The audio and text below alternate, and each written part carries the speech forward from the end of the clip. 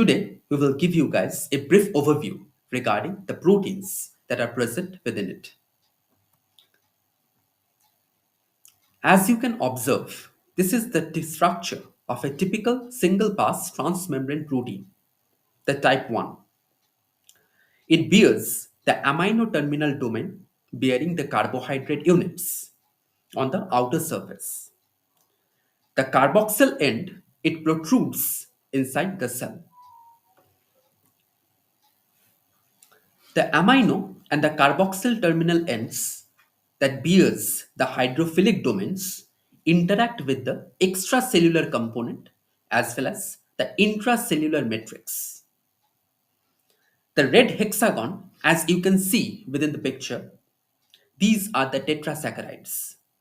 The O-linked ones, specifically bound to serine and threonine residues. Whereas the blue hexagon, it represents the N-linked oligosaccharides that are linked to asparagine residues. Followed by this, there is another thing that you can see, a segment of approximately 19 hydrophobic residues that forms an alpha helix that traverses throughout the membrane bilayer. There lies a firm attachment between the membrane lipids and the integral membrane proteins via van der Waals force of attraction. Within the picture, you can see it's a typical example of glycophorin, which is single pass. There are certain types of transmembrane proteins like rhodopsin, bacteriorhodopsin, which consists of 7 passes. There lies a concept called hydropathy index. If you wish to know more about it, its graphical representations, comment below.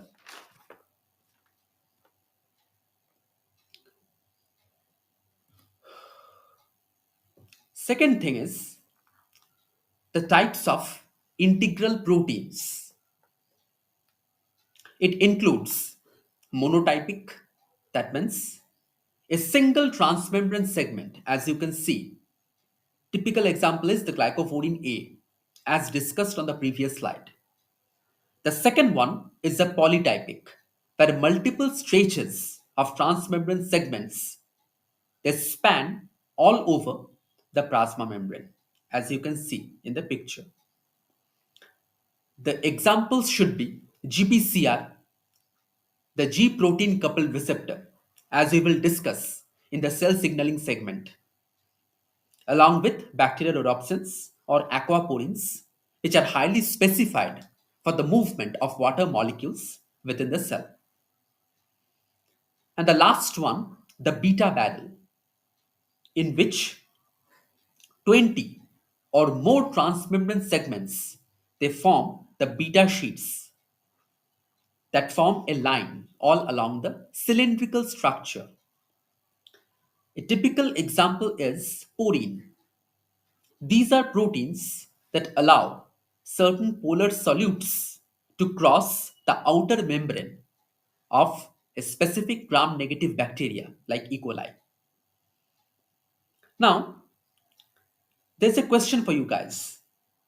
Why hydropathy plot is not useful in predicting the transmembrane segments for proteins with beta barrel motif?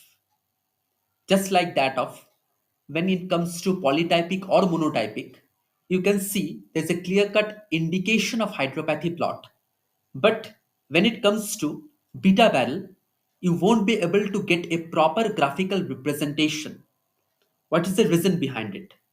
Comment below, and I must acknowledge the individuals with correct answers in my next video.